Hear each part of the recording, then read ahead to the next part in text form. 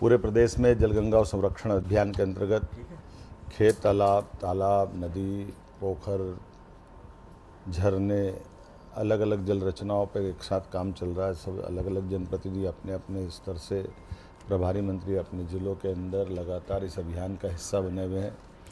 इस बात का भी मुझे ध्यान दिलाया गया कि अमृत सरोवर भी बड़े संख्या में इसमें बन रहे हैं।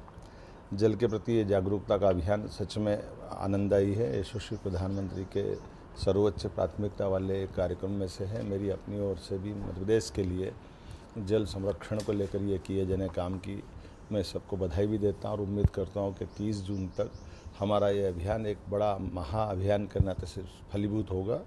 इसी के साथ साथ हम कई और मोर्चों पे काम कर रहे हैं। हमारे द्वारा प्रयास किया जा रहा है कि आने वाले अगली कैबिनेट तक ट्रांसफ़र पॉलिसी पे भी हम कुछ काम करें।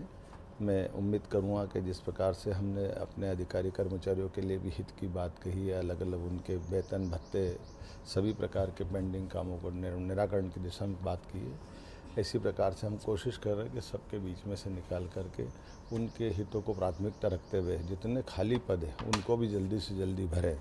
मुझे संतोष है कि हमने अपना भर्ती अभियान जो चलाया हुआ है, एक एक विभाग की समीक्षा करते हुए एक एक पद पे अधिकांश लोगों को मौका मिले। पीएससी की भी पिछली पेंडिंग सारी निपटाने का प्रयास कर रहे हैं। हमारे सारे युवाओं को रोज़गार मिले, इसलिए कल ही बीते दिन हमने अपनी खास करके टेलीकॉम इंडस्ट्री को बढ़ावा देते हुए आईटी और सबको जोड़ करके ग्वालियर मैन्युफैक्चरिंग का हब बने, इस दिशा में बड़े पैमाने पर लोगों को रोज़गार मिले।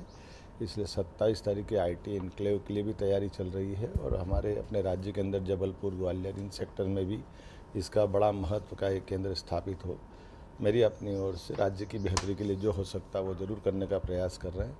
एक बार फिर आपके माध्यम से कहना चाहूँगा कि हमारे इस बदलते समय में वक्त के साथ सभी क्षेत्रों को आगे बढ़ाने का समय है। आइए हम सब संकल्प करें, मध्य प्रदेश को देश का नंबर 1 राज्य बनाएं।